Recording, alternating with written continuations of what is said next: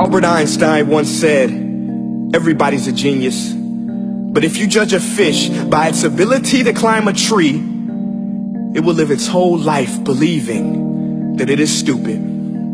Ladies and gentlemen of the jury, today on trial we have modern day schooling. Glad you could come. Not only does he make fish climb trees, but also makes them climb down and do a 10-mile run. Tell me, school, are you proud of the things you've done?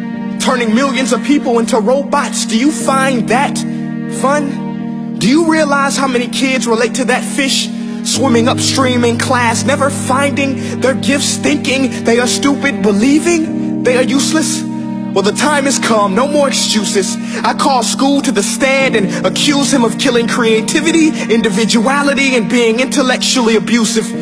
He's an ancient institution that has outlived his usage. So, Your Honor, this concludes my opening statement, and if I may present the evidence of my case, I will prove it. Proceed. Exhibit A. Here's a modern day phone. Recognize it? Here's a phone from 150 years ago. Big difference, right? Stay with me. Here's a car from today, and here's a car from 150 years ago. Big difference, right? Well, get this. Here's a classroom of today, and here's a class we used 150 years ago. Now ain't that a shame? In literally more than a century, nothing has changed. Yet you claim to prepare students for the future? But with evidence like that, I must ask, do you prepare students for the future or the past? I did a background check on you and let the record show that you were made to train people to work in factories, which explains why you put students in straight rows, nice and neat, tell them sit still, raise your hand if you want to speak, give them a short break to eat, and for 8 hours a day tell them what to think. Oh, and make them compete to get an A letter which determines product quality, hence grade A of meat. I get it. Back then, times were different. We all have a past. I myself am no Gandhi. But today, we don't need to make robot zombies. The world has progressed. And now we need people who think creatively, innovatively, critically, independently, with the ability to connect. See, every scientist will tell you that no two brains are the same. And every parent with 2 or more children will confirm that claim.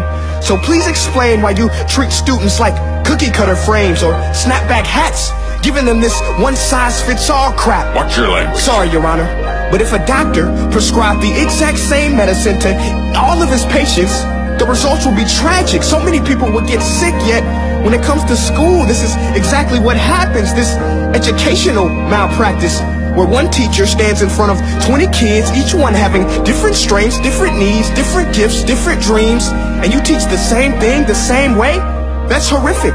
Ladies and gentlemen, the defendant should not be acquitted. This may be one of the worst criminal offenses ever to be committed. And let's mention the way you treat your employees. Objection. Overruled. I want to hear this. It's a shame. I mean, teachers have the most important job on the planet, yet they're underpaid? No wonder so many students are short-changed. Let's be honest. Teachers should earn just as much as doctors, because a doctor can do heart surgery and save the life of a kid. But a great teacher can reach the heart of that kid and allow him to truly live. See, teachers are heroes that often get blamed, but they're not the problem. They work in a system without many options or rights. Curriculums are created by policymakers, most of which have never taught a day in their life. Just obsessed with standardized tests. They think bubbling in a multiple choice question will determine success. That's outlandish. In fact, these tests are too cruel to be used and should be abandoned, but don't take my word for it. Take Frederick J. Kelly, the man who invented standardized testing, who said, and I quote, "These tests are too cruel to be used and should be abandoned." Ladies and gentlemen of the jury, if we continue down this road, the results will be lethal. I don't have much faith in school, but I do have faith in people. And if we can customize healthcare, cars, and Facebook pages, then it is our duty to do the same for education, to upgrade and change and do away with school spirit, because that's useless. Unless we're working to bring the spirit out of each and every student, that should be our task.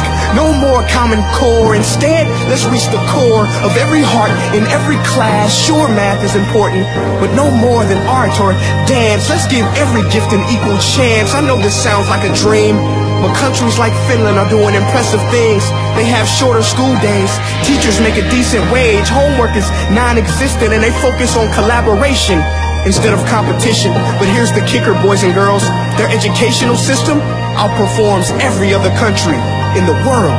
Other places like Singapore are succeeding rapidly. Schools like Montessori, programs like Khan Academy. There is no single solution, but let's get moving. Because while students may be 20% of our population, they are 100% of our future. So let's attend to their dreams, and there's no telling what we can achieve. This is a world in which I believe, a world where fish are no longer forced to climb trees. I'll rest my case.